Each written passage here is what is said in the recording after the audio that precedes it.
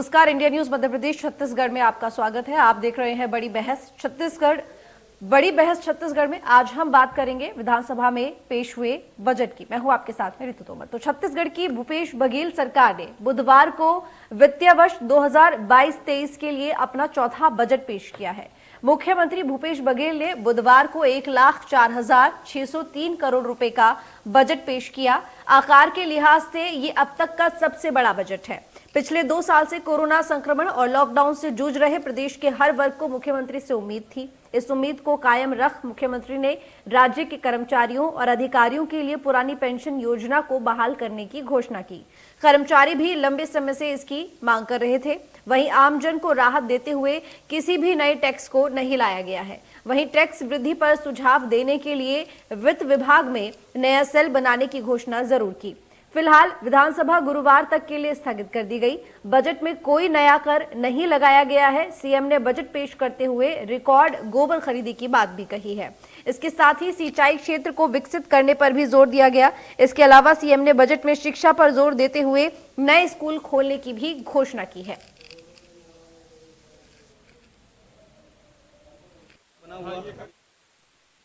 प्रदेश भर में अब तक स्वीकृत 10,590 गठानों में से 8,119 गठानों का निर्माण पूर्ण हो चुका है।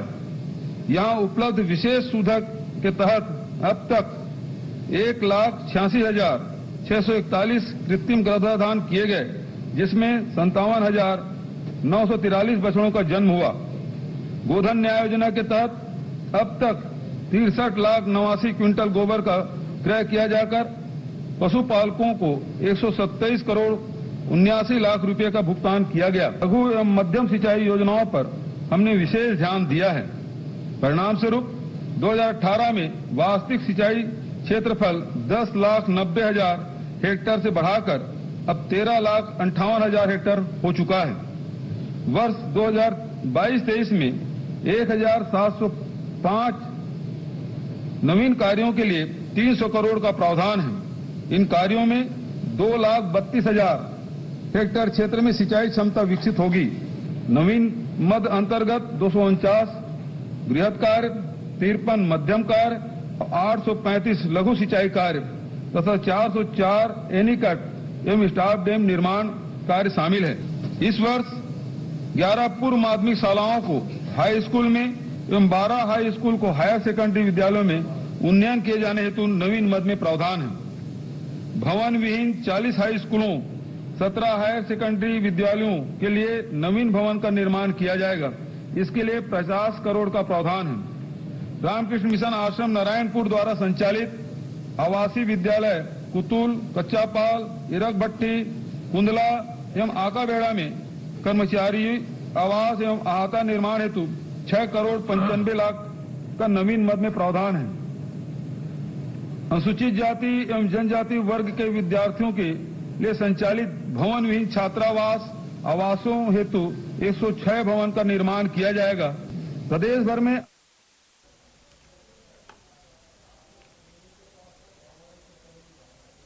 तो बजट से जुड़ी कुछ बड़ी बातें। यजुर्वेद की पंक्तियों से बजट भाषण की शुरुआत की गई। राष्ट्रपिता के सपनों को साकार करने पर इस बजट में जोर दिया गया। छत्तीसगढ़ मॉडल को देश में पहचान मिली। ये तमाम बातें बजट पेश करने के दौरान मुख्यमंत्री ने कही। 1,12,000 करोड़ से अधिक का बजट पेश किया गया। तो छत्तीसगढ़ में पुरानी पेंशन योजना भी बहाल कर दी गई, लागू कर दी गई। और इसके साथ ही जीडीपी में 11.54% की बढ़ोतरी भी अनुमानित है। राज्य की जीडीपी 4,61,00,000 करोड़ होना भी अनुमानित बताया गया। तो 8,000 से ज्यादा कृषि ऋण माफ कर दिया गया। नवा रायपुर में 100 करोड़ की लागत सेवाग्राम की स्थापना भी की गई और गन्ना खरीदी के लिए 111 करोड़ का प्रावधान किया गया। कृषि समग्र योजना के लिए 112 करोड़ का प्रावधान किया गया। बिजली पानी के लिए 600 करोड़ रुपए का प्रावधान किया गया बजट में।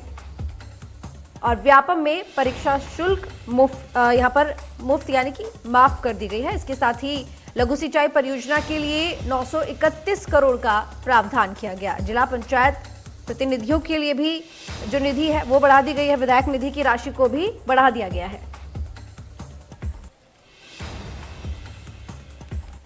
तो बजट पेश करने के बाद सीएम भूपेश ने प्रेस कॉन्फ्रेंस की और बजट की प्रमुख बातों समेत मीडिया का जवाब दिया। सीएम ने सीजी मॉडल की जमकर तारीफ की और कहा कि सीजी मॉडल का मतलब है कि लोगों की जेब में सीधे पैसे जाए। सीएम ने रिकॉर्ड धान खरीदी का भी जिक्र किया और रोजगार पर जोर देते हुए कहा कि हर साल नई भर्तियां की जा रही हैं।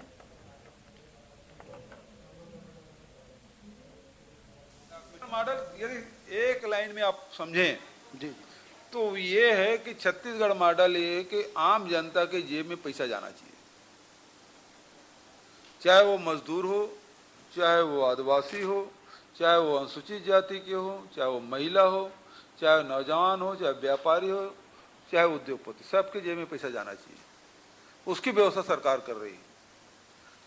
तो ये इस योजना से जहां मजदूरों के, किसानों के जेब में पैसा जाएगा तो उद्योग चलेगा, व्यापार चलेगा, और यदि व्यापार चला तो उद्योग के पहिए भी घूमेंगे। तो इसलिए एक लाइन में ये है कि आम जनता के जेब में पैसा जाना चाहिए। जबकि हमारी सरकार अब सरकार बनने के बाद 83 लाख मीट्रिक टन, फिर 92 लाख मीट्रिक टन और इस साल 98 लाख मीट्रिक टन धान खरीदी हुई है, जो कि पिछले सरकार की तुलना में 9,77,000 किसानों की संख्या में वृद्धि हुई है और 41 लाख मीट्रिक टन धान खरीदी में भी बढ़ोतरी हुई है। शासकीय पद वो 3,80,000 के आसपास है और इसमें जो भर्ती हम लोगों ने किया अभी 40,000 का किया है। करीब 1,73,000 पद हमारे रिक्त हैं। उसे लगातार हम लोग जैसे जैसे विभागों की डिमांड होती है और वित्तीय व्यवस्था होती है वैसे वैसे हम लोग उसकी भर्ती कर रहे हैं। यदि पिछले सरकार की तुलना में आप देखेंगे तो हर साल जहां वो लोग 565 हर साल भर्ती कर रहे थे एवरेज में, हमारी सरकार में 1200 प्रति वर्ष हम लोग कर रहे थे। 13 साल में हम वृद्धि ही कर रहे हैं। 12,000 होगा, 5,000 होगा, क्योंकि 40,000 किए हैं तो 3 साल में 13 × 39, तो 13,000 के आसपास हम लोग कर रहे हैं। पिछले सरकार में 5,000 के हिसाब से कर रहे थे प्रति वर्ष एवरेज में, और हमारी सरकार में वो 13,000 प्रति वर्ष के हिसाब से कर रहे हैं।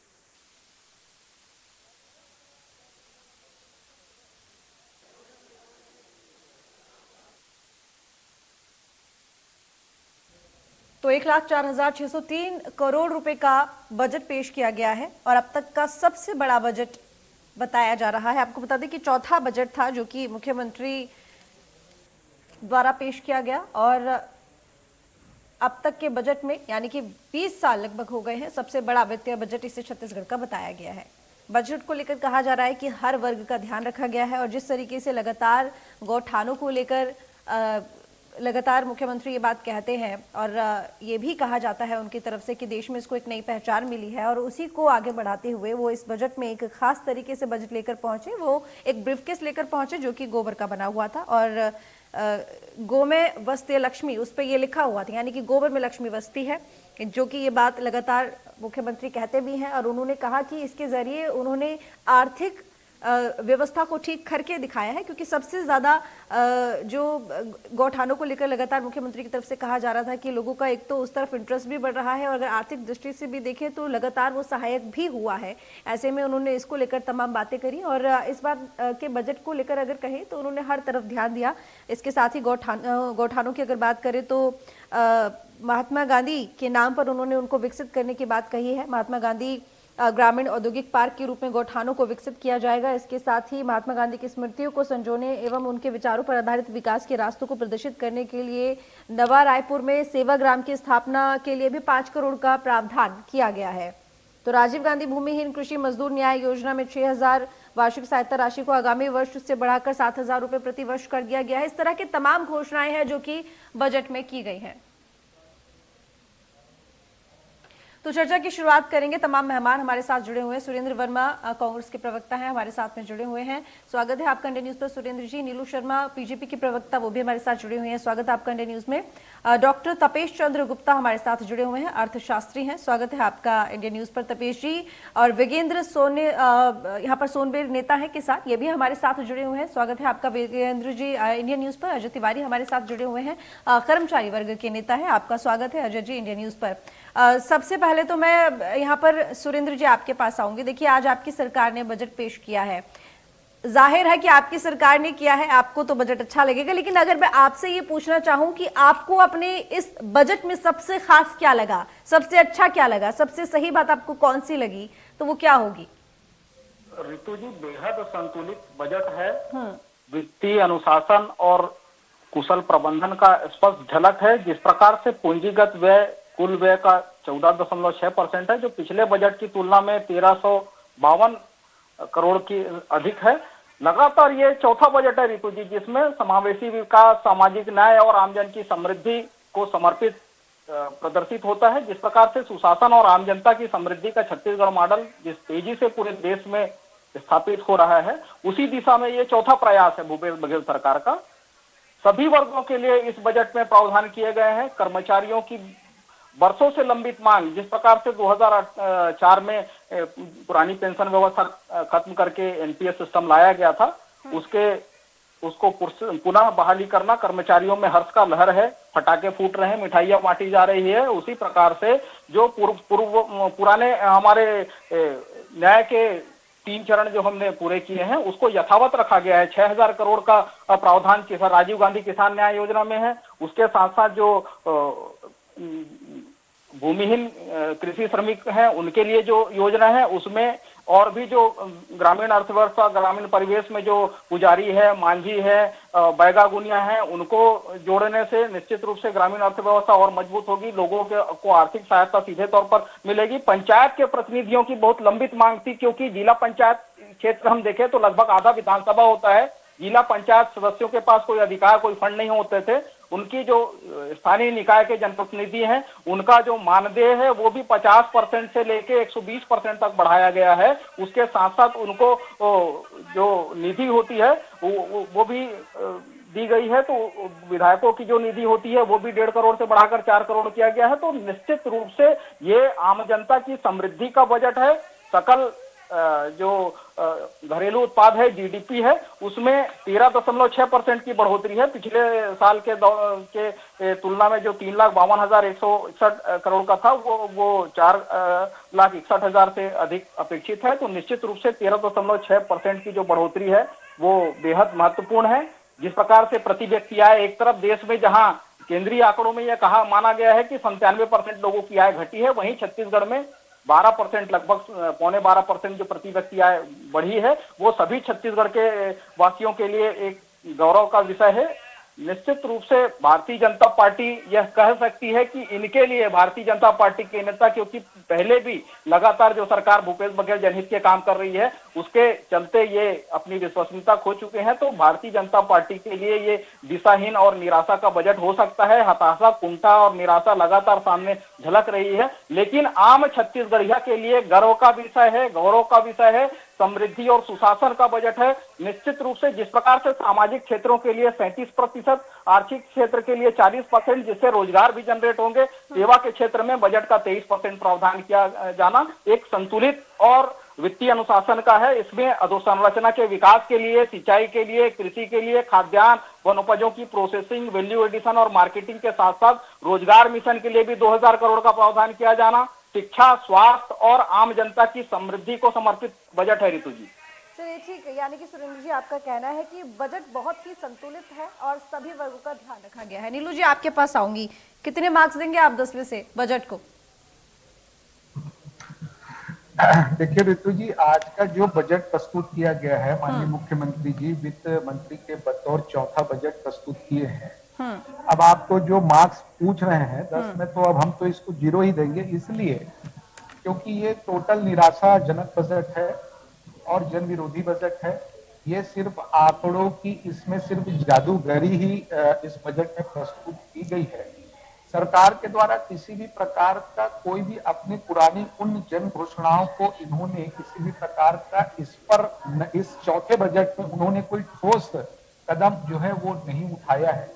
निश्चित रूप से सरकार जो है इस बजट में राजस्व के बारे में मुझे ऐसा लगता है कि पहली बार उन्होंने चिंता की है कि अपना राजस्व हम स्वयं इस प्रदेश में कैसे जो है वो करें। और जिस तरीके से ये बजट प्रस्तुत किया गया है, चाहे मैं गांव, गरीब, किसान की बात करूं, चाहे ये प्रदेश आदिवासियों के बाहुल्यता वाला प्रदेश है, निश्चित रूप से एक तरफ जहां पर धर्मांतरण जो है बहुत तेजी से इस प्रदेश में हो रहे हैं, और वहीं पर आप आदिवासी भाइयों के लिए भी जो है बहुत नॉमिनल आपने बजट में जो है वो राशि का प्रावधान किया है। इसका अर्थ ये हुआ कि आप सिर्फ आदिवासी के हितैषी हैं, आप आदिवासियों के दृष्टिकोण से किसी भी प्रकार का इस बजट में कोई बड़ा जो है वो प्रावधान नहीं किया है, जिसकी वजह से वो धर्मांतरण की ओर बढ़ रहे हैं, ताकि वो कहीं ना कहीं इस धर्मांतरण के चक्कर में ना आकर, क्योंकि उनकी जब आर्थिक रूप से सरकार चिंता करेगी उनको मजबूत करने के लिए,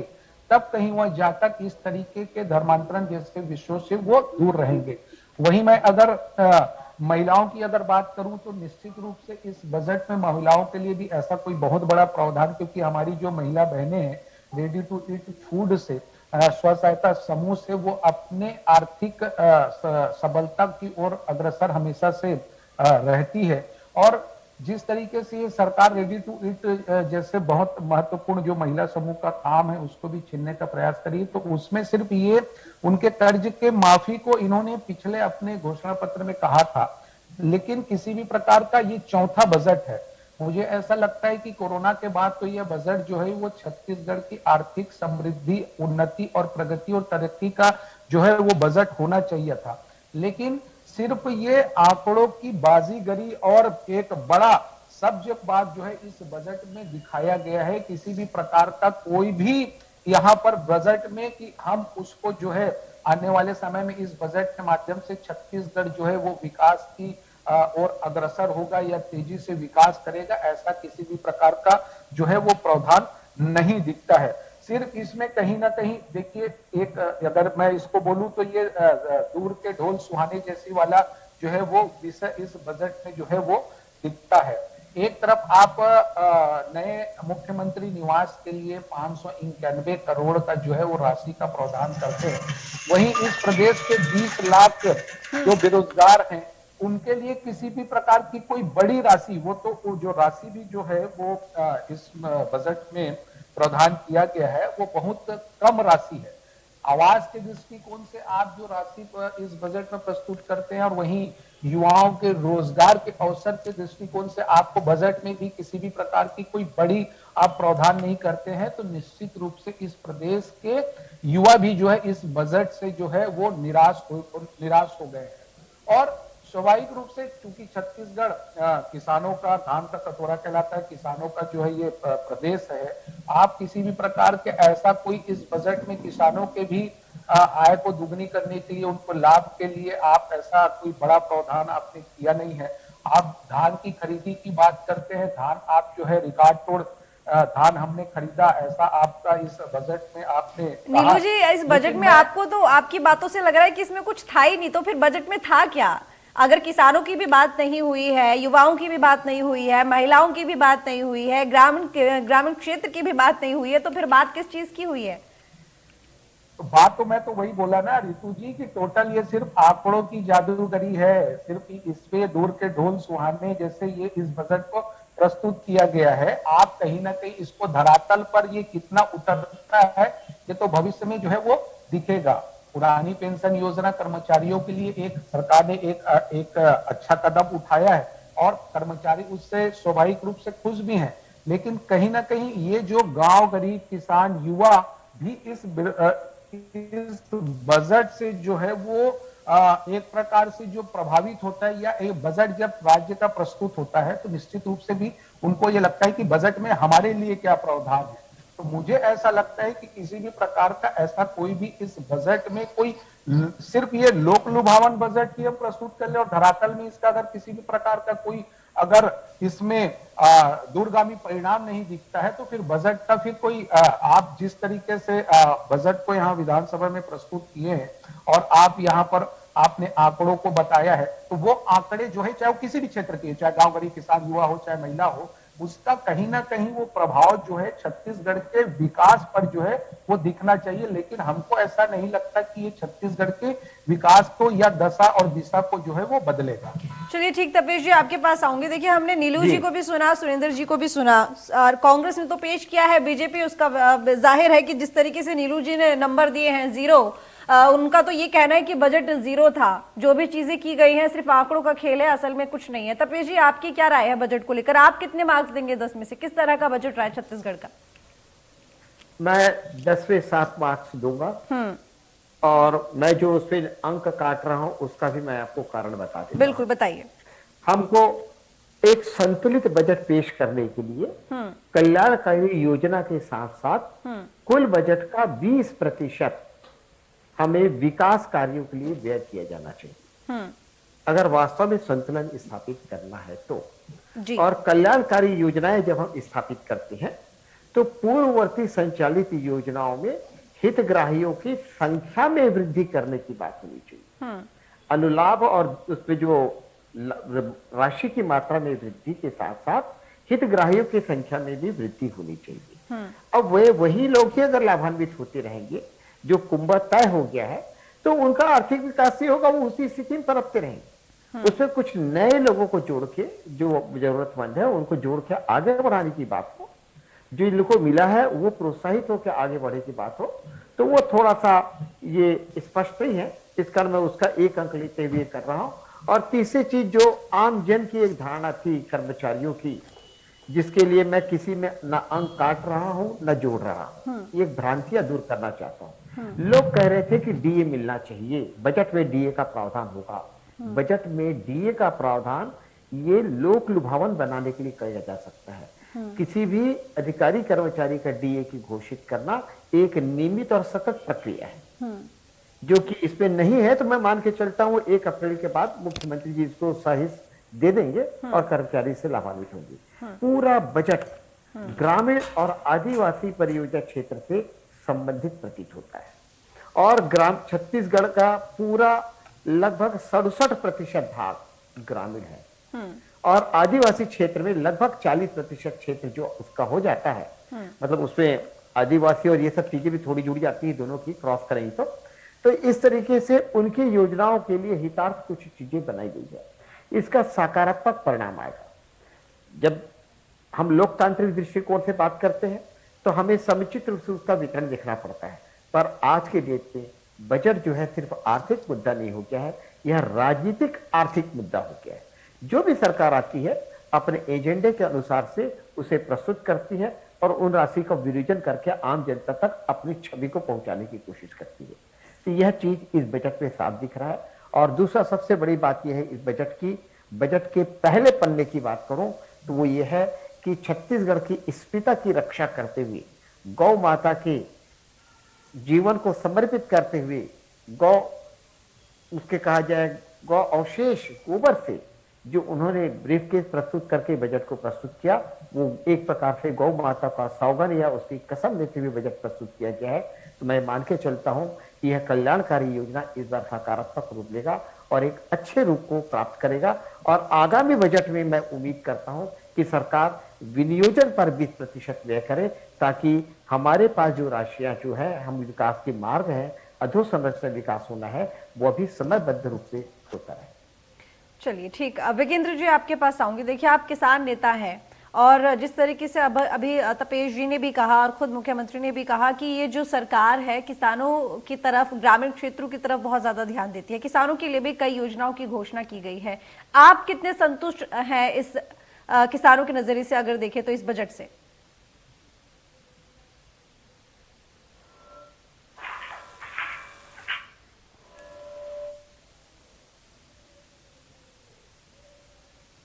विजेंद्र जी, आपको मेरी आवाज मिल रही है?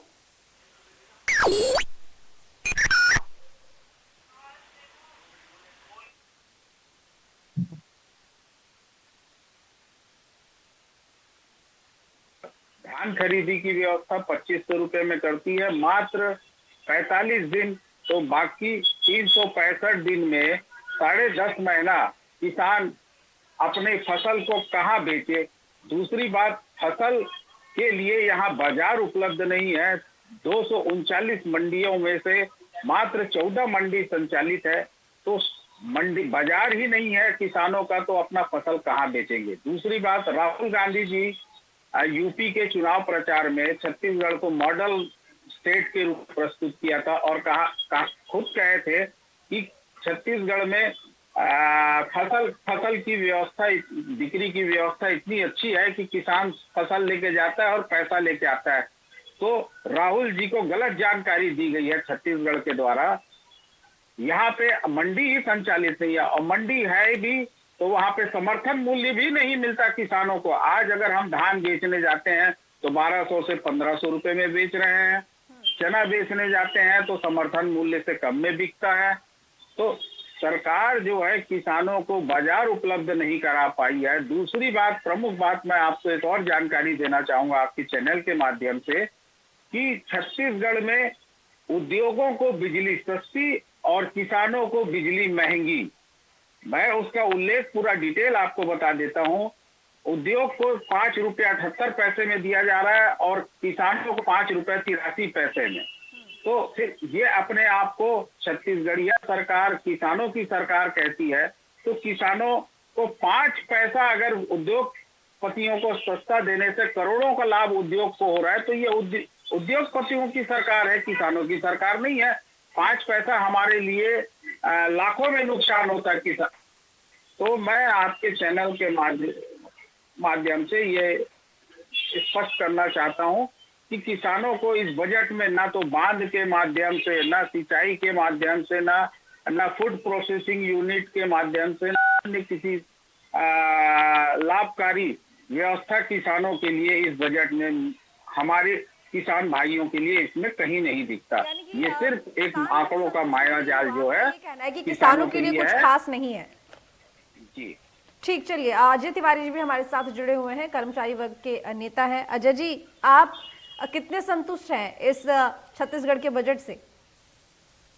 छत्तीसगढ़ के इस बजट में 2004 के बाद से पेंशनरों का जो पुराना पेंशन था वो बंद कर दिया गया था। निश्चित रूप से आदरणीय भूपेश बघेल जी ने बहुत ही अच्छा कदम इस मामले में उठाया है और 2004 के बाद से नई पेंशन, पुरानी पेंशन को लागू किया है।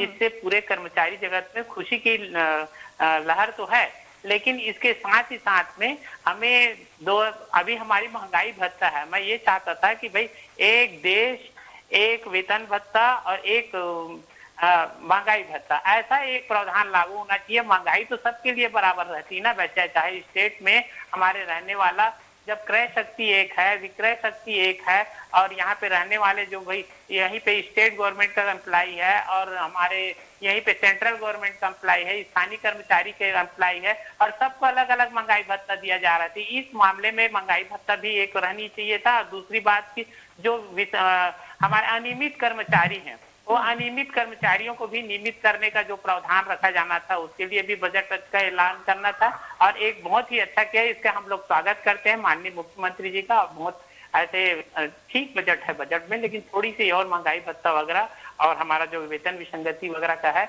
और अनियमित कर्मचारी हैं, स्वास्थ्य विभाग के कर्मचारी हैं, वेतन विसंगति है, इसके लिए भी ध्यान दिया जाना चाहिए। चलिए ठीक, सुरेंद्र जी आपके पास आती हूँ। देखिए, बजट को लेकर लगातार कहा जा रहा था कि किसान केंद्रित बजट है, ग्रामीण क्षेत्रों की तरफ ज्यादा ध्यान दिया गया है। जिस तरीके से अभी हमसे तपेश जी ने भी कहा कि शहरीकरण से ज्यादा जो ग्रामीण क्षेत्र है उनकी तरफ थोड़ा सा ज्यादा ध्यान इस बजट में रखा गया है। लेकिन वही अभी हमारी बात जब विकेंद्र जी से हुई है, जो कि किसान नेता है, तो सुरेंद्र जी उनका कहना है कि किसानों के लिए बजट ठीक नहीं है, क्योंकि जाहिर है जिस तरीके से उन्होंने यहाँ समस्याएं बताई कि जब उनके लिए बाजार ही नहीं है तो वो अगर खूब अपनी फसल उगाएंगे भी, उसमें वृद्धि होगी तो उसको बेचेंगे कहाँ, उनको फायदा कहाँ होना है। जिस तरीके से वो बिजली की बात कर रहे हैं कि जो उद्योग है उनको तो सस्ती मिल रही है, लेकिन किसानों को यहाँ पर बिजली महंगी मिल रही है। तो ये जो एक मूल जो समस्याएं होती हैं उनकी तरफ ध्यान शायद नहीं दिया गया है। रितु जी, मेरा विनम्र निवेदन है, बहुत वरिष्ठ किसान नेता है सोनवेर जी, सलाह सुझाव और समीक्षा का पूरा अधिकार है उनको, लेकिन गलत बयानी न करें। छत्तीसगढ़ में 5,81,000 से अधिक कृषि पंपों को निःशुल्क बिजली दी जा रही है। जो 6,000 करोड़ से अधिक की राशि जो बजट में प्रावधान किया गया है, वो एमएसपी के अतिरिक्त किसानों को राजीव गांधी किसान न्याय योजना के माध्यम से उनके खातों में देने के लिए 9,000 और 10,000 रुपया प्रति एकड़, इस प्रकार की योजना पूरे देश में यदि कहीं संचालित हो तो बताएं। जहां तक फूड प्रोसेसिंग की बात है, प्रदेश में 7,835 गोठान संचालित है, जिसमें 750 इंडस्ट्रियल पार्क बनाए गए हैं। 680 मिनी राइस मिल है, उसके साथ तेल मिल, दाल मिल, आटा चक्की जैसे, और जहां तक इंडस्ट्रियल पार्क की है, कोंडा गांव में मक्का प्रोसेसिंग, बेमेतरा में टमाटर, मुंगेली में, और इस प्रकार के लगातार सरकार 3 साल में, देखिए 15 साल का जो गड्ढा है पाटने में अधिक समय लगेगा। लेकिन मेरा निवेदन है, गलत बयानी ना करें। 4 लाख हेक्टेयर से अधिक कृषि का रकबा बढ़ा है। जो किसान धान बेचते थे, 12 लाख पंजीयन होता था 2016 तक, आज 22,66,000 पंजीकृत किसान हैं जिनको राजीव गांधी किसान न्याय योजना का लाभ मिल रहा है। ये छत्तीसगढ़ की समृद्धि का प्रतीक है। जिस प्रकार से भाजपा के साथी प्रवक्ता आरोप लगा रहे थे जनजाति के लिए कुछ नहीं है, तो मैं बता दूं, उप योजना मत में जनजाति वर्ग के लिए 33% और बजट का 12% जाति के लिए है। तो इस प्रकार से महिलाओं की ये बात कर रहे थे, महिला समूहों के जो कर्ज माफी के लिए 12 करोड़ 77 लाख का प्रावधान है।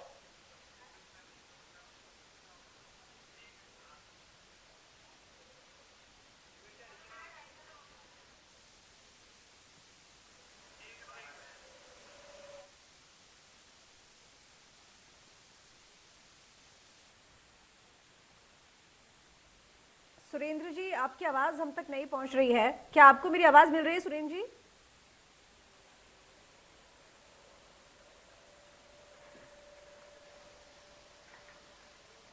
सुरेंद्र जी, क्या आप मुझे सुन पा रहे हैं?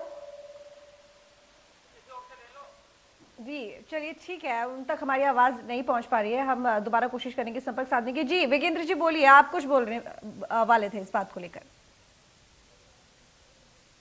विजेंद्र जी जवाब दीजिए। जी जी कि विद्युत नियामक आयोग में अभी हमने शिकायत दर्ज कराई है, आपत्ति दर्ज कराई है, जिसकी हमारे पास प्रमाणित कॉपी है, जिसमें वो बहुत स्पष्ट तौर पे टैरिफ रेट जो है अंकित है।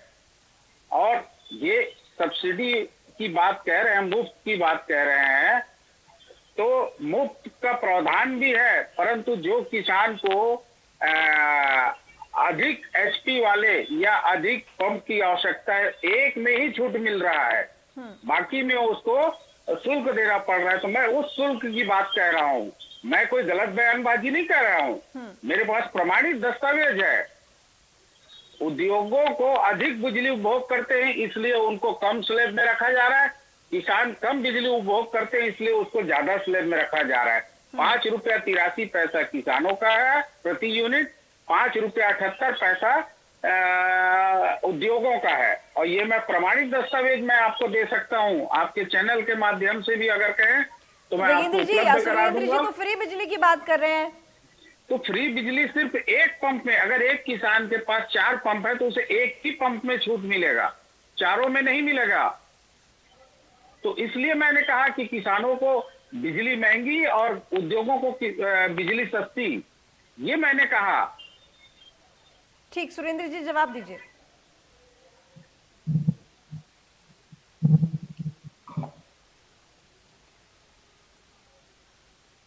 ठीक, चलिए नीलू जी आपके पास आती हूँ मैं। देखिए, आपने तो बजट को 0 मार्क्स दिए हैं, हालांकि मैं तपेश जी के पास गई थी तो उन्होंने ये साफ कहा है। देखिए 7 मार्क्स उन्होंने देने की बात कही है। जिस तरीके से आप कह रहे हैं कि सारी चीजें सिर्फ आंकड़ों में दिखाई दी हैं, देखिए जब बजट पेश होता है तो वो दूरदर्शिता को लेकर ही होता है, सारी चीजें होंगी इसलिए वो बजट पेश किया गया है। आपको आखिर इसमें क्यों कुछ नहीं दिखाया गया? जाहिर है, देखिए पुरानी पेंशन बहाल कर दी गई। और वहीं अगर बीजेपी प्रशासित क्षेत्रों की बात, देशों यहाँ पर राज्यों की बात करें, जिस तरीके से मध्य प्रदेश में हमने देखा कि वहां तो पुरानी पेंशन बहाल भी नहीं की गई, लेकिन छत्तीसगढ़ में तो कर दी गई ना, तो ये काम तो वहां भी हो सकता था। वहीं अगर आप यहाँ पर रोजगार को लेकर बात करें, 200 करोड़ का प्रावधान किया है और आप मना कर रहे हैं कि रोजगार को लेकर कुछ नहीं है। विधायक निधि के लिए देखिए यहाँ पर बढ़ा दिया गया, उससे तो फायदा होगा। विधायक निधि बढ़ेगी तो जाहिर है कि विधायकों के क्षेत्र में विकास भी होगा, क्योंकि फिर उसके लिए जिस तरीके से निधि की जरूरत पड़ती है उसके लिए फिर बार बार फंड की दिक्कत होती है।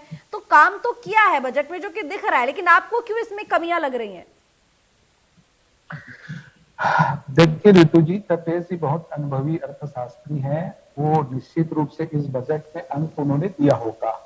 मैं आपके सारे सवालों का एक एक करके जवाब दे रहा हूँ। इस प्रदेश में कांग्रेस की सरकार को 3 वर्ष हो चुके हैं और 3 वर्षों में ये 51,000 करोड़ से अधिक इस प्रदेश में इन्होंने कर्ज लिया है और कर्ज के आधार पर ये छत्तीसगढ़ को जो है वो चलाने का ये प्रयास कर रहे हैं। और इसमें भी इस बजट में किसी भी प्रकार का अपनी आर्थिक व्यवस्था को हम किस तरीके से अपने राजस्व को बढ़ाएं, अपने आर्थिक व्यवस्था के स्रोत को ढूंढने के बजाय इस बजट में भी जो है कहीं ना कहीं ऐसा लगता है कि कर्ज के आधार पर आने वाले समय में प्रदेश को चलाने का प्रयास नीलू जी करेगी। देखिए, कर्ज तो बीजेपी पुरानी भी लेती पेंशन है ना पुरानी- दूसरे राज्यों में, ये तो कोई बात नहीं होती। वहां कर्ज ठीक है, यहाँ कर्ज गलत है।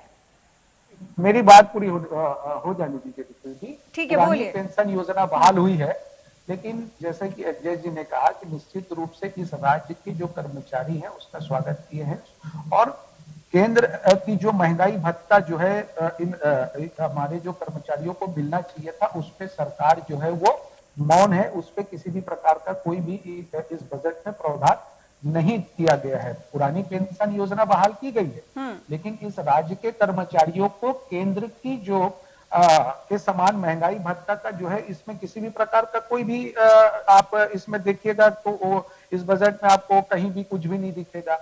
रही बात युवाओं के लिए, आपने कहा कि 200 करोड़ का प्रावधान किया गया। मैं ये नहीं कह रहा हूं, मैं आपको ये बताना चाह रहा हूं कि एक तरफ मुख्यमंत्री के आवास के लिए जो है वो 591 करोड़ का प्रावधान है, वहीं इस प्रदेश में जहां इन्होंने गंगा जल पकड़कर अपने जन घोषणा पत्र में जो है इन्होंने कहा था कि हम 20 लाख जो रजिस्टर्ड बेरोजगार युवा हैं उनको 2500 रुपया बेरोजगारी भत्ता देंगे। तो इस बजट, चौथे बजट में भी माननीय मुख्यमंत्री की बतौर वित्त मंत्री जो है उन युवाओं का उन्होंने भी ख्याल नहीं रखा प्रदेश में। और रही बात, जिस तरीके से ये नौकरी का ढिंढोरा पीटते थे कि हमें 5 लाख नौकरियां इस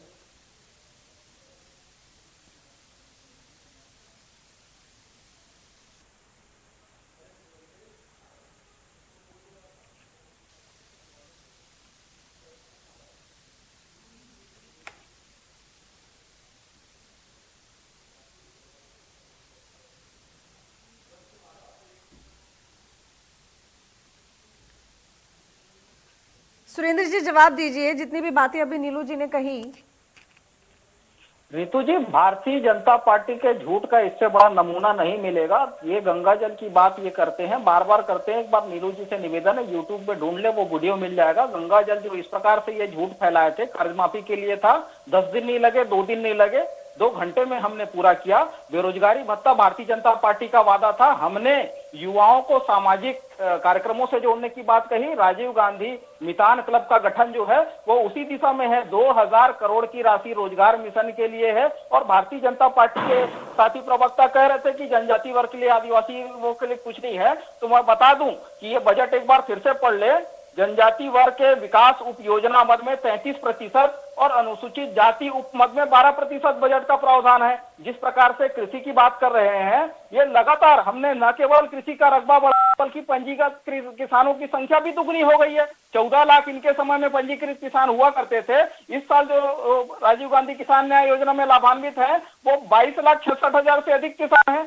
कृषि का रकबा बढ़ा है, सिंचाई का रकबा बढ़ा है, सिंचाई परियोजनाएं तेजी से काम कर रही हैं। और लगातार देखिए, यही तो भारतीय जनता पार्टी का राजनीतिक पाखंड है। लेकिन देखिए सुरेंद्र जी, अजय तिवारी जी भी हमारे साथ में मौजूद हैं, ये कर्मचारी वर्ग के नेता हैं। जिस तरीके से उन्होंने कहा, देखिए स्वागत किया है इस बात का कि पुरानी पेंशन बहाल कर दी गई, लेकिन आखिर उनके लिए महंगाई भत्ता या इससे संबंधित तमाम और चीजें भी घोषित की जा सकती थी। और कोई घोषणा क्यों नहीं की गई? उनकी और भी तो कई मांगे हैं, या सिर्फ एक चीज आपने घोषित कर दी उसके लिए बस वो बहुत है? मैं स्पष्ट कर दूं, विभागवार जो नई नियुक्तियां हैं, नई भर्ती है, नया सेटअप है, नए स्कूल, नए कॉलेज, नए जो शासकीय कार्यालय है, उनकी जो बजट में प्रावधान है, जिस प्रकार से तपेश जी ने बताया कि ये कर्मचारियों के संबंध तो है, जो ऑलरेडी पुराने कर्मचारी हैं उनका क्या? उनकी भी तो सोचिए। सिर्फ इतना ही बहुत है उनके लिए कि आपने पुरानी पेंशन बहाल कर दी, बस हो गया। रितु जी, कर्मचारियों के डीए के संदर्भ में सरकार समय समय पर आदेश जारी करती है, उसको बजट में रखने की आवश्यकता नहीं होती है। भूपेश बघेल सरकार कर्मचारी हित में सदैव निर्णय लेते रही है।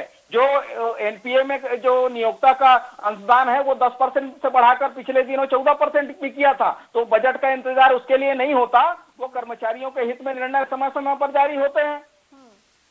ठीक है अजय जी, अब आप बोलिए।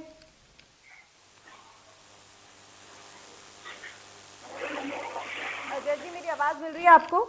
हाँ जी जी जी। जिस तरीके से अभी सुरेंद्र जी ने कहा कि इसके लिए बजट का इंतजार करने की जरूरत नहीं है, डीए के लिए, महंगाई भत्ता के लिए। नहीं, बजट के लिए तो देखिए अभी हमारे बहुत से अनियमित कर्मचारी हैं जिनको जैसे भी मौका लगा था तो माननीय भूपेश बघेल जी आते थे और बोलते थे अनियमित कर्मचारियों को 10 दिन के अंदर में नियमित कर देंगे, लेकिन अभी तक नियमित नहीं हुए हैं। इसके लिए तो रखना पड़ेगा ना भाई बजट में प्रावधान, जो और जितने भी अपनी बेरोजगार हैं अब उन जैसे कि रिक्त पद है तो उसके लिए स्थापना व्यय को बढ़ाना पड़ता है। स्थापना व्यय जब बढ़ाएंगे तभी तो फिर आप आगे इसको कर सकते हैं ना, तो इसलिए तो बजट में जरूरत है। ऐसे हम उन माननीय मुख्यमंत्री का स्वागत करते हैं कि पुराना पेंशन को लागू किया है, लेकिन इसके साथ ही साथ में महंगाई भत्ता जैसी मांगे हैं और हमारे अनियमित कर्मचारियों को नियमित करने का है, स्वास्थ्य बहुत सारे वेतन विसंगति है तो वेतन तो इनके लिए स्थापना व्यय जो होता है उसको बढ़ाना पड़ता है, इसके लिए ये तो रहता है। चलिए ठीक, बहुत शुक्रिया आपका जुड़ने के लिए तमाम मेहमानों का इस चर्चा में। देखिए बजट पेश किया है छत्तीसगढ़ सरकार ने और इसको लेकर सभी वर्गों की अपनी अपनी उम्मीदें हैं और वो कितनी खरे उतरे हैं उस पर ये देखने वाली बात होगी। बहरहाल छत्तीसगढ़ के सीएम भूपेश बघेल ने चौथी बार विधानसभा में ये बजट पेश किया है और इसमें उन्होंने ऐसे कई ऐलान किए हैं जिससे छत्तीसगढ़ की जनता और कर्मचारियों में खुशी की लहर दौड़ पड़ी। जब हमारे रायपुर के संवाददाता ने सीएम भूपेश बघेल से बजट पर बात की तो सुनिए उन्होंने क्या कहा। नमस्कार, मैं अमित चौरसिया इंडियन न्यूज में आपका हार्दिक स्वागत करता हूं। आज हम बात करें छत्तीसगढ़ के उस ऐतिहासिक बजट की जो छत्तीसगढ़ का अब तक का सबसे बड़ा बजट बताया जा रहा है और इसमें गांव गरीब किसान से लेकर हर वर्ग को चिंता की गई है। जिस तरीके से यहाँ पर मुख्यमंत्री भूपेश बघेल द्वारा नवाचारों के माध्यम से रोजगार स्वरोजगार स्थापित किए जा रहे हैं और लोगों को रोजगार से जोड़ा जा रहा है, वहीं यहाँ पर गोधन न्याय योजना एक छत्तीसगढ़ मॉडल के रूप में उभरती नजर आ रही है। तो हम बात करते हैं समावेशी विकास को लेकर बनाए गए उस बजट की जिसके रचयिता प्रदेश के मुखिया मुख्यमंत्री भूपेश बघेल हैं। हम उन्हीं से बात करते हैं किस तरीके से उन्होंने इस समावेशी विकास को लेकर इस बजट को तैयार किया। सर्वप्रथम आपका इंडिया न्यूज में हार्दिक स्वागत। जी नमस्कार और सबसे बड़े बजट की हार्दिक बधाई। जी, अब 1 लाख से पार पहली बार हुआ है, 1 लाख करोड़ से। इस बजट में सबसे बड़ी चीज रही कि इसमें हर वर्ग को साधा गया है और जो अंतिम व्यक्ति है प्रदेश का उस तक सरकारी योजनाओं को पहुंचाया गया है। तो कैसे किया आपने इस जो सबसे बड़ा बजट जो बना है? ये इस विचार के साथ कि इस बजट में इस राजकोष में सबका हिस्सा है तो वो हिस्सा उन तक पहुंचना चाहिए, चाहे वो आदिवासी हो, चाहे महिला हो, चाहे अनुसूचित जाति के लोग हों, चाहे युवा हो, चाहे हमारे आदिवासी संस्कृति को बचाने में जिनकी भूमिका रहती है वो हमारे ध्वजवाहक कह सकते हैं, जिसमें बैगा है, पुजारी है,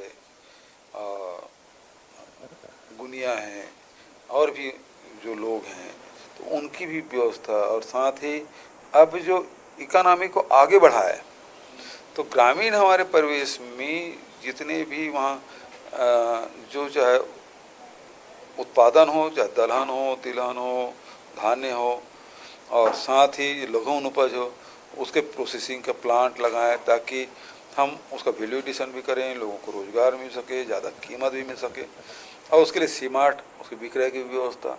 तो ये हम इंटीग्रेटेड डेवलप करना चाहते हैं।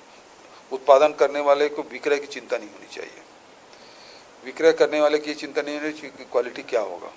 तो उसमें सारी चीज़ें हम लोग देख रहे हैं और जो बजट में शामिल किया है उसलिए इंडस्ट्रियल पार्क के लिए 600 करोड़ रुपये का हमने व्यवस्था की। जो भूमिहीन श्रमिक है उसके लिए भी 7,000 बढ़ा कर दिया।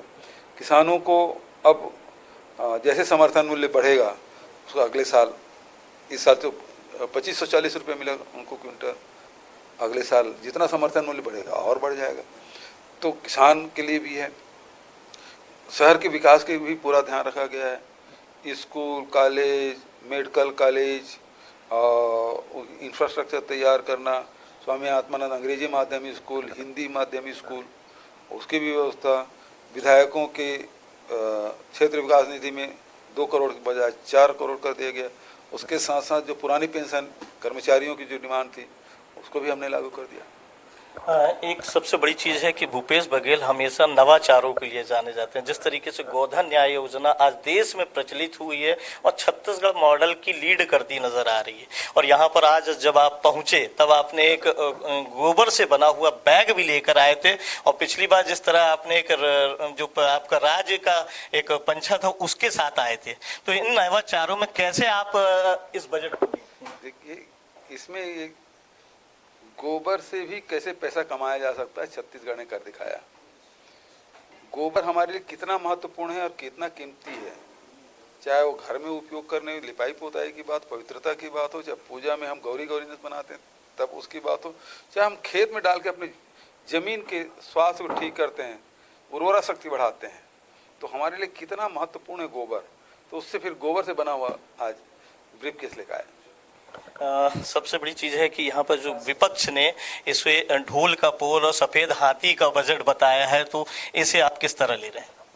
रमन सिंह तो 15 साल मुख्यमंत्री रहे, 15 साल में एक आध बार सरप्लस बजट प्रस्तुत किया। हमने तो चौथे साल में सरप्लस बजट कर दिया, जबकि कोरोना काल था, केंद्र से हमको शायद सहयोग नहीं मिला, उसके बावजूद भी सरप्लस बजट हमने प्रस्तुत किया। और वो भी रमन सिंह कभी 1 लाख करोड़ तक नहीं पहुंचा पाए, हम 1,04,000 करोड़ का बजट प्रस्तुत किया। तो ये थे मुख्यमंत्री भूपेश बघेल, जिन्होंने बताया कि यहाँ पर 1,04,000 करोड़ के बजट से सरकार 2022-23 में एक तरह से पूरे प्रदेश को का जो गढ़बो नवा छत्तीसगढ़ का नारा दिया गया है, उस नारे को चरितार्थ करती नजर आएगी। कैमरामैन अभिषेक डटसेना के साथ अमित चौरसिया, इंडिया न्यूज। तो फिलहाल बड़ी बहस में इतना ही, देखते रहिए इंडिया न्यूज।